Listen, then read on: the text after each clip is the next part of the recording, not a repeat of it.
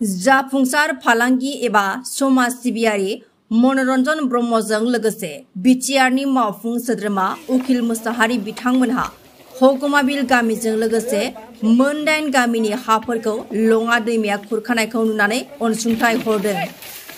लोगोसे बिथांमोननि अनसुंथाइ मोननानै रायजो राजाफोरा ज'ज'यै लोब लोब जाय फाराफारि गावबागाव खामानियाव मुखुब जानायखौ नुनो मोननाय जादों।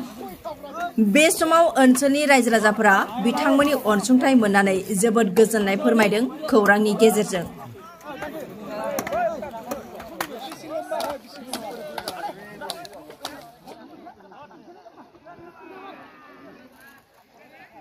जाहैबाय जोंनि सेरजों बोहैलांनाय लङा दैसानि जे खुरखानाय दैखौ होबथानो थाखाय जोंनि गामिनि रायजो राजाफ्रा मोन 8टा समाजजों लोगो नांनानै मोनसे सिन्था सरसानि गेजेरजों सानलायनो गोनां जादोंमोन जे जों माब्रैहायबा बे समस्याखौ बा लङा खुरखानायखौ जों होबथानो हागोन।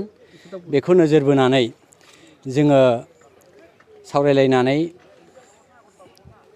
जोङो गुबुननि आश्रय लानो गोनां जाबाय जे जोंनि बे ओनसोलनि सासे समाज सिबियारि मानिजाथाव मनरन्जन ब्रह्म बिथांनाव माखासे समाजनि गारजेन बिथांमोनहा थांनानै बिथांनाव मदद बिहैदों।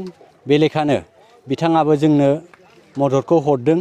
आरोबाव जोंनि बिटिआरनि मावफुं सोद्रोमा मानिजाथाव मुस्रि उखिल मुसाहारि साराबो जोंनि दसे समनि गेजेराव फननि गेजेरजोंब्लाबो बिथांनाव मदद बिहरनाय लेखा बिथाङा आधा घन्टा 1 घन्टानि गेजेरावनो जोंनि गामिसिम नैबे लङा खुरखानाय जायगासिम गावनि मानसि आरो डिपार्टमेन्टनि मानसिफोरखौ थिनहरनानै सानसेनि गेजेरावनो नैबे प्रटेक्शननि मुङाव फारख' फाइन 330टा फारख' फाइनखौ बिथाङा जगायनानै होनानै डिपार्टमेन्टखौ मावहोबाय। दा बिनि थाखायनो बे गेदेमा सानै बिथांमोनखौ मानिजाथाव मनरन्जन ब्रह्म आरो मानिजाथाव मावफुं सोद्रोमा उखिल मुसाहारि सारखौ जोङो हगमाबिल गामिनि जानानै रोजा रोजा साबायखर जासिदों। मानो होननानै बुङोबा बे गामिनि मोन 8टा गामिनि जे मोनसे गोथै बारि गोथै सावग्रा जायगा आरो गामिनि गेलेग्रा फोथार मोसौ खाग्रा फोथार लोगोसे गामिनि मोनसे गारजासालि बेखौ लासैनो खुरखा लांगासिनो दङमोन। दा बेखायनो बिथांमोननि जे मदद मोननानै जोङो नैबेखौ प्रटेक्शन होनो हाबाय। बिनि थाखाय जोङो बिथांमोनखौ गोसो गोरबोनिफ्राय रायजोनि जानानै रोजा रोजा साबायखर जासिदों। बे समाव सिगांनि समाव जोङो मोनसे समाव डिसिनिफ्राय लेंहरलायनानै डिपार्टमेन्टनि मानसि आरो डिसिफोर फैलायलायनानै नायफैनाय जादोंमोन। नाथाय बे बोसोरसे बोसोरनैया माखासे दिफां जानानै दङमोन। दा बे लेखानो जोङो गामियै एसे गोसो बायनानै दंमोन जे बिटिआर सरखारनिफ्राय बेबायदि आश्रय मोनगोन ना मोना नंनानै। दा बे लेखानो जोङो समाज सिबियारि मानिजाथाव मनरन्जन बिथांखौ मानो होननानै बुङोबा जोंनि जे समाव जोंनि गामियाव समस्या जायो बे समाव बिथांखौ गाबज्रिबा मालाबा बिथाङा जोंनि गामिखौ मदद होबोबाय थादों। बे लेखानो बिथांनिफ्राय आश्रय मोनगोन मिजिंथिनानै बिथांखौ गाबज्रिनाय जाबाय। आरो बेबायदिनो जोङो बिटिआर सरखारनावबो खेबसे गाबज्रिनाय लोगो लोगोनो फैबाय। सिगांनि समावथ' जेबो अबस्था गैथारलामोन, गिनाय दंमोन जोंहा। बेबायदि सानफ्रामबो खुरखाबाय थायोब्ला बे खुरखानाया जोंनि गामिखौ होसोलांनो बारा गोबाव नांनाय नंलिया।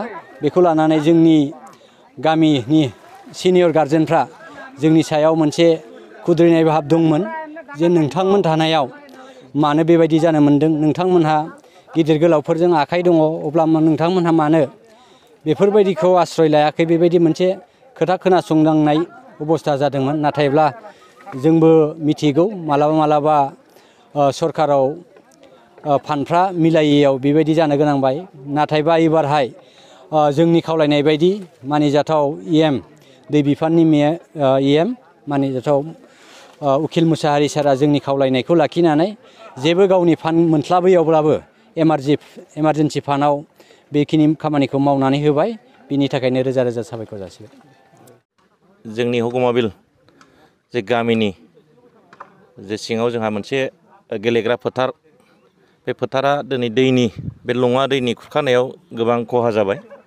दा थांनाय नैबे 2 बोसोरनि गेजेराव गासै जोंहा फोथारा मथा-मथि 10-12 बिगासो खुरखानानै थांबाय लङा दैया।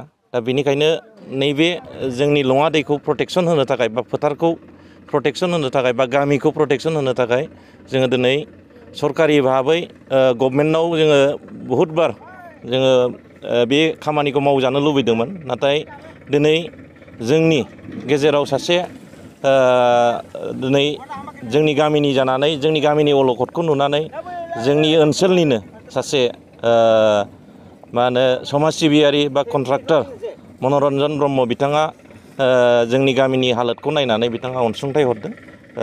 नैबे फोथारखौ प्रटेक्सन होनो थाखाय गामिखौ प्रटेक्सन होनो थाखाय माखासे राङारि अनसुंथाइ होनानै बेखिनि मददजों रायजो राजाफ्रा दिनै लैहोर लैहोर ओंखारनानै जोंनि नैबे फोथारखौ प्रटेक्सन खालामनायाव गोगोमैनो बाहागो लानानै दिनै खामानिखौ मावफुंनानै लाबाय।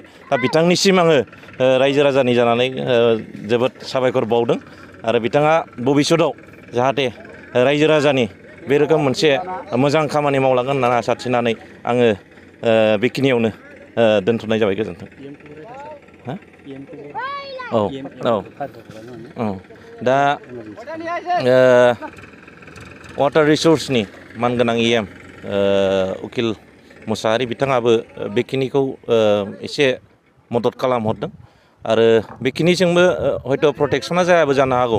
दा उननि समाव जिखिनि बेखौ होबथानायनि जे राहा लामा बेखौ जाहाथे सरकारा नोजोर होयो आरो थाबैनो मावफुंनानै होनो हायोब्ला जोंनि रायजो राजाफ्रा जोबोरैनो साबायखर माने गोजोननाय मोनगोन। बेखिनिखौ आं बुंनानै दोनथ'नाय जाबाय। गोजोन्थों।